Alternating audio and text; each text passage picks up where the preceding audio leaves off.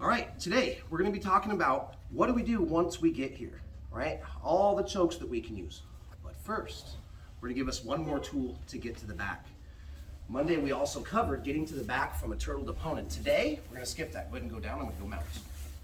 We're going to force the back from mount. Side note, often, especially with inexperienced players, as I'm putting pressure on them, as the walls are closing in, a lot of times they buck and bridge and then they go chest down.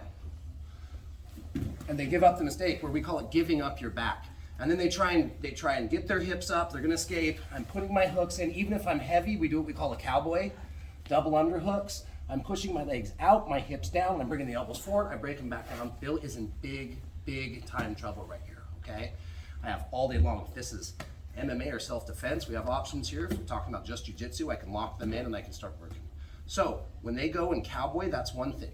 But that's them giving us the back. Go ahead and go to mount. Go back to mount.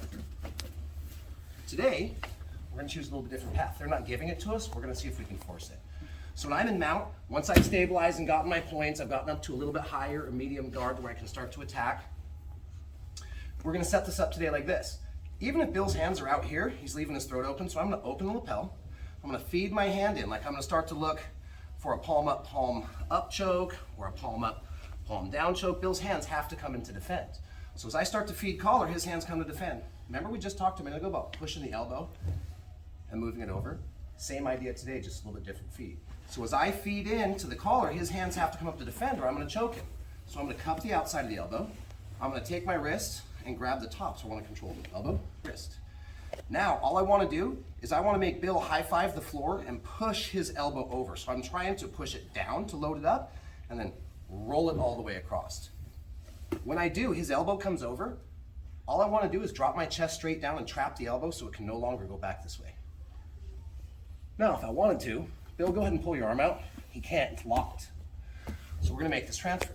I approach the collar, he reaches up to check my hands, cup the elbow, wrist and elbow, roll him over, and now trap the elbow with your chest or upper stomach, depending on how big your torso is. Now we're locked in. I don't need to move this wrist. You know why? Once I leave this, because I trap it, I'm gonna reach around behind his head. I'm gonna grab this wrist. It's called a gift wrap. It's a very easy way to make your opponent not be able to defend certain things, and also, guess what, to move to the back. So once I'm here, I can go back to the elbow, or I like to punch my hand in between and get what's called a Camaro Grip. Keep everything tight. Now, I'm gonna step up under his armpit, turn Bill onto his side, and hold everything nice and tight. Good connection, good connection, good connection. Now, my knee's gonna come up tall. I'm gonna sit onto my hip, and take the back. It's a lot of talk. Now I'll show you twice. Medium speed, I approach the collar, he comes to defend. Elbow, wrist, roll, trap, feed, get whatever grip I want. For me, I always like to make this nice and tight. Foot comes up, onto my hip, move to the back. Show it once from another angle. Face the other way for me, if you could please. I get to my mount, I get my points. I open lapel, I start to feed. When they go to defend, elbow, wrist, load and roll, trap, feed. This is what's called gift wrap from mount. Now I can either push the elbow and force him, or I can shove my hand in and grab my own wrist. Foot comes up under the armpit. Now basically I can move Bill around right here, right? We have such a good connection, he doesn't get to move on his own, I decide. Stand nice and tight. I'm just gonna sit down on my hip and roll all the way to the other side. Set one hook, set the other hook.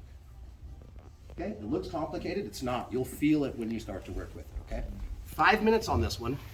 The other three we're going over today are chokes, straightforward, okay? Taking them back from mount. Ready, 1, 2, 3. Okay, first one we're gonna go over is just going to be the necktie, okay? It's called the necktie. I'm gonna point something out real quick before I demonstrate this 3 times, then we're gonna get together and choke each other. It'll be a great time. I have my overhook, my underhook, and my seat belt the way it should be, top protected by bottom. I mentioned this earlier, just in case Bill wants to hand fight, which he should be doing, he's gonna have to hand fight the top hand, and that always still leaves me, what we call this a cross collar number 4 grip. For some of you that were here when we first started this program, some nights we go over our numbers for our grips. What is this part of the collar? What is this part of the lapel? It's a foregrip. So why do you think we call this a cross-collar foregrip? You guys, this is the most deadly grip that there is in Brazilian Jiu-Jitsu. You are in check. You are almost checkmated whenever somebody gets this.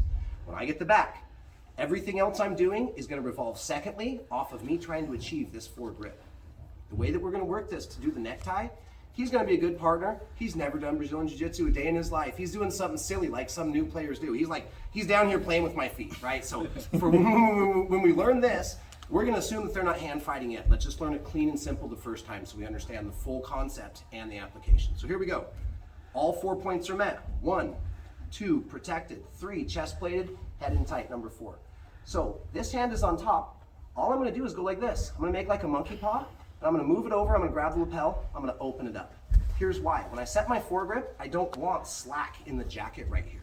I want to get this, let's put it this way, the deeper the better. It's going to choke Bill a lot more effectively if my hand is deeper than it is wider. Another 5 seconds. The carotid artery on most people, like 99.9% of people, it might vary by a half an inch on others, is going to come right down here. You guys have been working out, looked at yourself in the mirror, and you saw that vein bulging? That's your carotid artery, right? Heart's on the left side of your body. This one carries blood into the brain. This one carries blood out of the brain. So why would I want to grab this and only put a little bit of tension where the artery is? If I can get my hand deeper, it's actually not the jacket, it's the bones of my thumbs that are collapsing that artery, all right? I take the 30 seconds extra to let you guys know that because it's a really important concept. It's not just the technique I'm using, it's the application of anatomy, all right? Here, open, deep feed on my cross collar 4. This hand that opened is just going to, I like to make an L or a V, gator mouth, whatever you want to call it. I'm going to come right over and pick up the other lapel. Most common mistake I see is people try to twist this way and this way. Junior woodchuck mistake. It's even simpler. I'm making a cross. This hand is going this way. This hand is dropping straight down. Again, I want to take the slack out of the jacket. Down. If I come across, it puts the stress on here. I want the stress here, so I go down. Makes it tight. Other hand, cross collar foregrip. Open, deep feed, cross collar. This goes down. This goes over. The last thing is, don't disconnect your chest. That violates one of our 4 principles. Stay plated, mouth and ear. Bill, you're about to go to sleep. Open, feed, cross, down, over, squeeze. Okay? It's a blood choke. Don't be surprised if it takes them 5, 6, 7 seconds to tap. Last time. Open, feed, grab, down and across, stay tight. I like to try and look them right in the ear. Okay? All right. You choke them 3 times, they choke you 3 times, it'll be a blast. Ready? 1, 2, 3. So we've covered taking the back from mount, using the gift wrap, getting the technical mount, transitioning the back. We've rehashed from Monday's lesson the 4 points of retention that I want to do from the back, and now we're getting the fun stuff, right? Did all this work, all this planning. We're on the 8th week or something of this curriculum, and now we're finally getting to where do we choke people from, how do we do it? So, I've got my 4 points, 1, 2, 3, 4. We just talked about this, opening the lapel, deep feed, right? And I was almost like I'm giving the thumbs up. I don't like to close my thumb because it's my bones from my thumb that I want to collapse down on that artery if possible. So when I do this grip, it's 4 fingers, but my thumb is up and inside the collar. Now my bones are smashing down, right? And we talked about the necktie.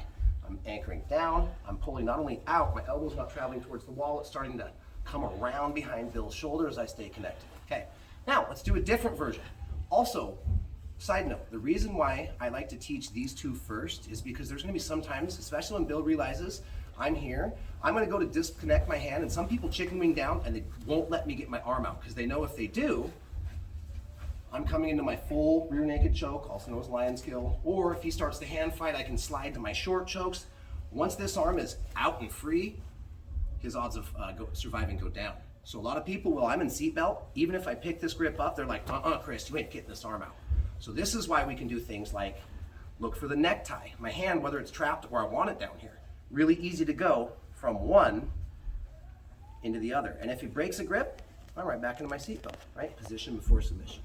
Now, second one we're gonna run from here today, since we're running a little bit short on daylight, is gonna be what we call the coat hanger choke. The reason we call this a coat hanger choke, weird name for it, is my arms end up in a position almost like this, and it kind of looks like a coat hanger, or a shirt hanger, whatever you wanna call it, a hanger, right?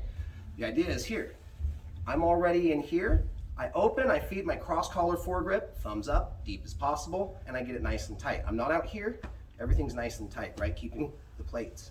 Now I go to pull out, I can't, oh, Bill's not gonna let me have my hand. So this one, I'm actually gonna punch it deeper. I want him to almost have as much of the arm. Gotta be careful, there's a straight arm bar here, so I gotta be quick. I don't punch it deep and leave my arm out here. I'm punching, and now it's almost like I'm gonna karate chop, palm down, right where the top of Bill's neck meets his skull, like this. Now I'm gonna turn my hand over onto his neck. Okay, so let's rotate a little bit. I'm here, open, feed, punch, here, and then I close it. See how it kind of looks like a coat hanger. Now, I'm doing everything the same, keeping everything tight, trying to get my elbow back behind the shoulder, pulling the slack out of the jacket, while I am pushing his head forward and creating a fulcrum on his throat. There's one thing, if my arm stays in his armpit, Bill can kind of start to counter this or stay tough. But if I throw my end of my bicep to the end of his elbow, and now I can torque and twist, instant kill for your opponent. All that talk goes like this.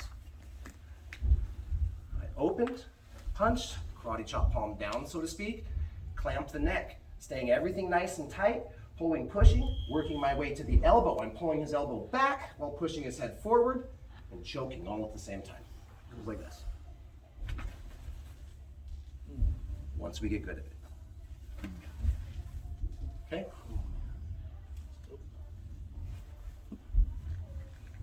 All right, 3 minutes. Let's try this. 1, 2, 3.